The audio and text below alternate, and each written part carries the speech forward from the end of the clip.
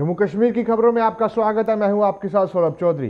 जम्मू कश्मीर के हंदवाड़ा में सुरक्षा बलों पर आतंकियों ने हमला किया। इस हमले में 3 जवान शहीद हो गए और एक आतंकी को अभी तक मार भी गिराया गया है। वहीं सेना का सर्च ऑपरेशन लगातार जारी है।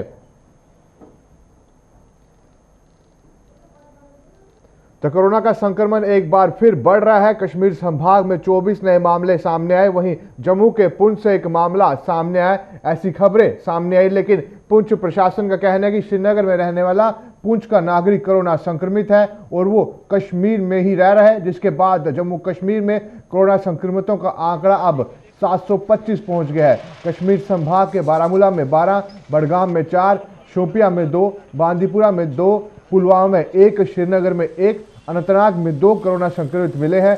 कुल 725 मामलों में से 664 मामले कश्मीर से हैं। जम्मू संभाग से 61 में से 53 मरीज स्वस्थ भी हो चुके हैं। अब तक 287 मरीज स्वस्थ हो चुके हैं, घर भी चले गए हैं। वहीं जम्मू, कठुआ और सांबा जिला को फिर से रेड जोन घोषित कर दिया गया है। प्रदेश सरकार की ओर से रविवार को जारी सूची के अनुसार कश्मीर संभाग के सभी जिले रेड जोन में शामिल कर दिए गए हैं।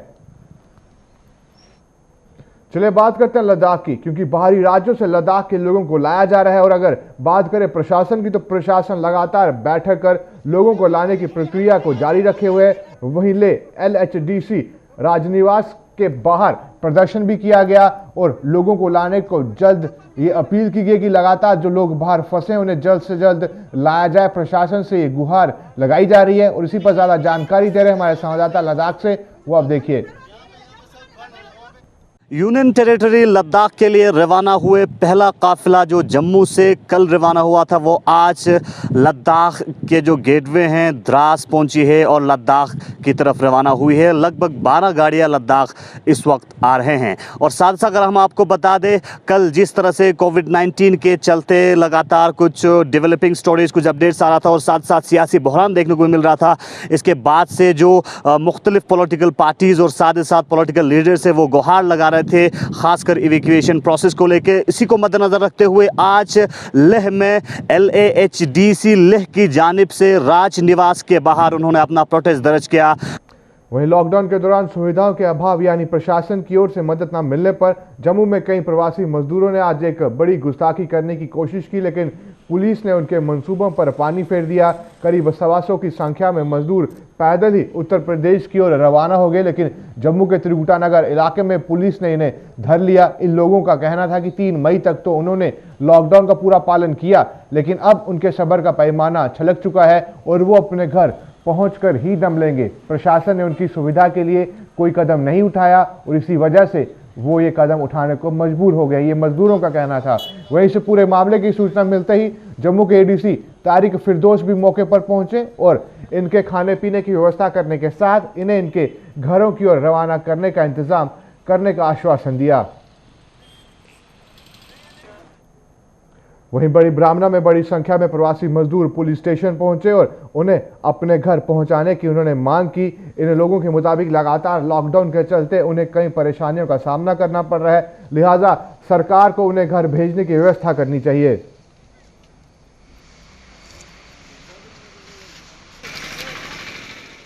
वहीं पुंछ में भी मजदूर वर्ग बेहद परेशान है और बिहार और यूपी के मजदूर घर जाना चाहते हैं, जिसके लिए प्रशासनिक कार्यालय के बाहर भारी भीड़ नजर आ रही है आज। और मजदूर बार बार गुहार लगा रहे हैं कि उन्हें अपने राज्य में जाने दिया जाए। उनका कहना है कि लगभग 10 दिनों से हम प्रशासनिक कार्यालय के चक्कर काट रहे हैं, लेकिन कोई भी हमारी मदद नहीं कर रहा। आरसपुरा में भी प्रवासी मजदूर आज SDM के कार्यालय के बाहर जमा हुए और प्रशासन से घर भेजने की व्यवस्था करने की मांग कर रहे थे। इन लोगों के मुताबिक वो पिछले 2 महीने से बेकार बैठे हुए हैं, जिसके चलते उन्हें अब खाने पीने की भी लाले पड़ गए, फाका कशी का वो शिकार हो रहे हैं। उन्होंने आरोप लगाया कि वो अपनी इस मांग को लेकर पहले भी प्रशासन से गुहार लगा चुके हैं, लेकिन उनकी सुनवाई अभी तक नहीं हो पाई। वहीं किश्तवाड़ में लॉकडाउन के तीसरे चरण के पहले दिन जहां सड़कों पर ट्रैफिक दौड़ता दिखा, वहीं बाजारों में भी लोगों की भीड़ नजर आई। कुछ लोगों ने प्रशासन की इस व्यवस्था पर सवाल उठाए। उनके मुताबिक बेशक किश्तवाड़ ग्रीन जोन में है, लेकिन अभी भी कोरोना का खतरा कम नहीं हुआ है। महामारी के खतरे के साए में लोगों की ये चहल पहल बेहद घातक साबित हो सकती है। वहीं सोशल डिस्टेंसिंग की धज्जियां उड़ाने में पुंछ कस्बे के लोग भी कोई कसर नहीं छोड़ रहे। पुंछ के बाजार में आज जो नज़ारा दिखा उससे ये साफ हो गया कि इन लोगों को ना तो अपनी फिक्र है और ना ही अपने परिवार वालों की। एक दूसरे के साथ सट कर खड़े लोगों के बीच शारीरिक दूरी बनाने में पुलिस को भी काफ़ी मशक्कत करनी पड़ी। वहीं जम्मू पठानकोट हाईवे पर भी आज कई प्रवासी मजदूर पैदल ही अपने अपने घरों की ओर जाते हुए दिखे।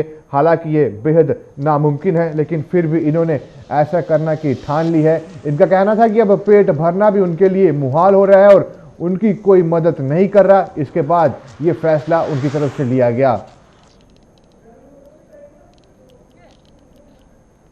तो देश के कई राज्यों में इस वक्त दूसरे राज्यों के मजदूर फंसे हुए हैं जो अपने राज्य में पहुंचने के लिए गुहार लगा रहे हैं सरकारों से। बिहार में भी इस वक्त जम्मू कश्मीर के कई मजदूर फंसे हुए हैं जिनके पास अब पैसे भी खत्म हो चुके हैं और वो प्रशासन से लगातार गुहार लगा रहे हैं कि कोई ना कोई बंदोबस्त किया जाए और उन्हें वापस लाया जाए। यहाँ पटना में फंसे हुए हैं 17 कश्मीरी। आज 2 महीने से हम मजदूरी करने के लिए आता है पटना। हम लॉकडाउन में फंसा है 2 महीने से। हम 2 महीने से भी क्वारंटाइन में हैं।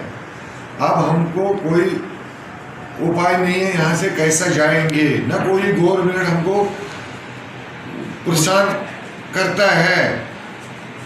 हम पटना बिहार में फंसा है सब्जी बाग में। अब हमको राजेश पांडे सामने आया है, वही हमारा मदद करने के लिए सामने आया। राजेश पांडे पाटलिपुत्र का वही हमको मदद कर रहा है। अब वही सामने आया, वही हमको चाहता है घर भेजने का। घर भेजो आपको। वहीं दरबार मूव की अर्धवार्षिक प्रथा के तहत आज श्रीनगर में मूव कार्यालय खोल दिया गया। उपराज्यपाल गिरीश चंद्र मुर्मू को आज सचिवालय परिसर में गार्ड ऑफ ऑनर दिया गया, जिसके बाद मूव कार्यालयों ने अपना कामकाज शुरू कर दिया।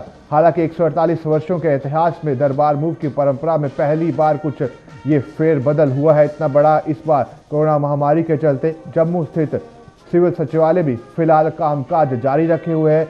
जम्मू के मुलाजिमों को जम्मू से और श्रीनगर के मुलाजिमों को श्रीनगर से काम करने के आदेश जारी किए गए हैं।